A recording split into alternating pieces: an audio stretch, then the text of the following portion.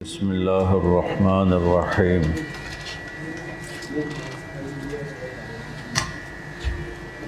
خلق الموت والحیات لیبلوکم ایکم احسن عملا، وقال النبی صلی اللہ علیہ وسلم التاجر الصدوق الامین مع النبیین والشہداء والصالحین، او کما قال۔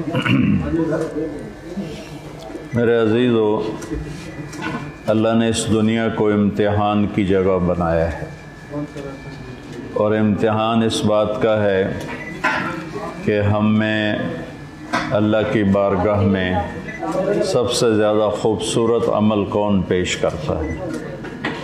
اللہ کے ہاں ہماری دولت، ہماری شکل و صورت، ہماری دنیا، ہمارے عہدے، ان کی کوئی حیثیت نہیں ہے۔ اللہ کی بارگاہ میں خوبصورت عمل کون پیش کرے گا، زیادہ بھی نہیں کہا، لیبلوکم ایکم اکثر عملا، کہ زیادہ عمل کون کرے گا۔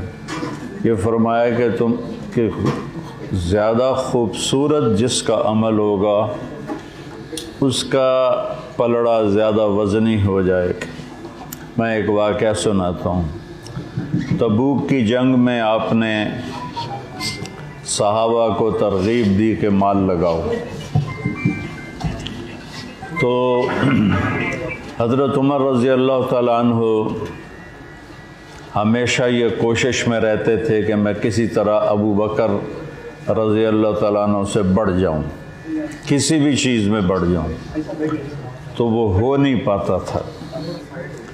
تو تبوک کے موقع پر ابو بکر رضی اللہ تعالیٰ عنہ پر غربت تھی، اور عمر رضی اللہ تعالیٰ عنہ اس وقت مالدار تھے۔ تو وہ کہنے لگے کہ اگر میں ابو بکر سے بڑھ سکتا ہوں تو آج موقع ہے کہ اس کے پاس اتنا سرمایہ نہیں ہے کہ وہ میرا مقابلہ کر سکے، تو میں آج بڑھ جاؤں گا۔ تو انہوں نے اپنے مال کو ہاف کیا، ہاف اپنے گھر میں چھوڑا اور آدھا لے کر وہ دربار نبوت میں آئے۔ ابو بکر جھاڑو پھیر کے جتنا بھی تھا سارا اٹھا کے لائے۔ اب مثال کے طور پر حضرت عمر کا اتنا تھا اور ابو بکر کا اتنا تھا، تو صاف نظر آ رہا ہے کہ ابو بکر تھوڑا لائے ہیں، عمر زیادہ لائے ہیں۔ اب اگر اللہ کے نبی یہ پوچھتے کہ عمر کتنا لائے ہو، ابو بکر کتنا لائے ہو، تو ابو بکر ہار جاتے، عمر جیت جاتے۔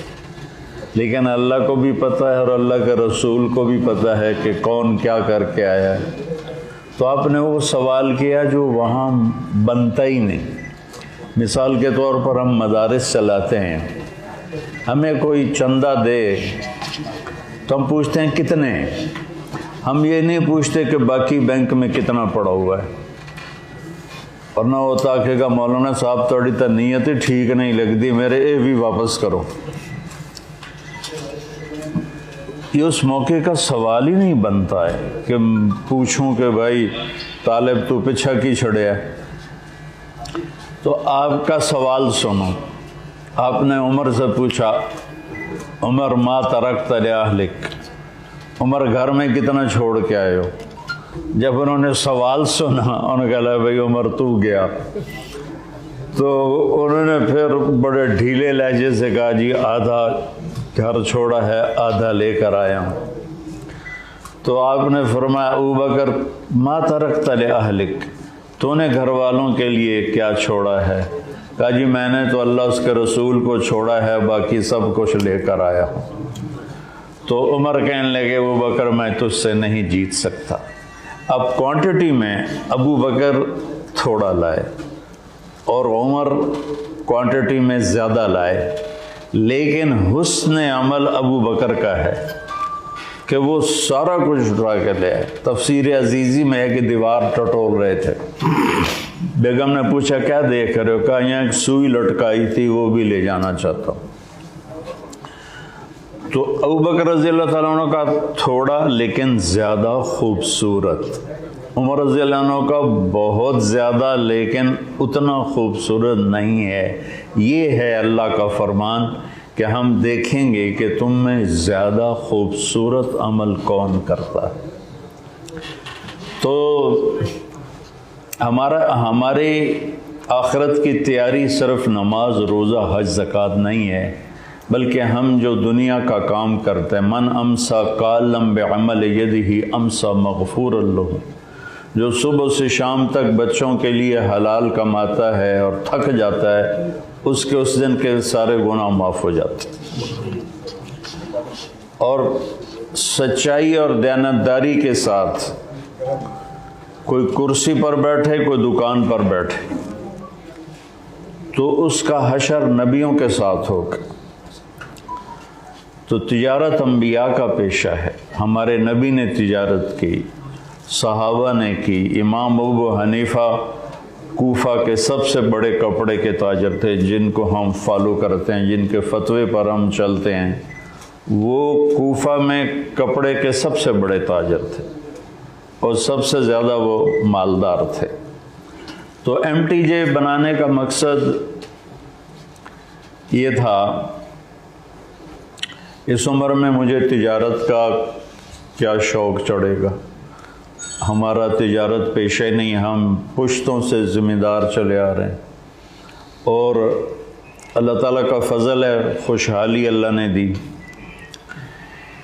MTJ کا مقصد یہ تھا کہ جب کورونا، میں مدارس چلا رہا ہوں، 10 مدرسے میں چلا رہا ہوں اللہ کے فضل سے، اس کی توفیق سے.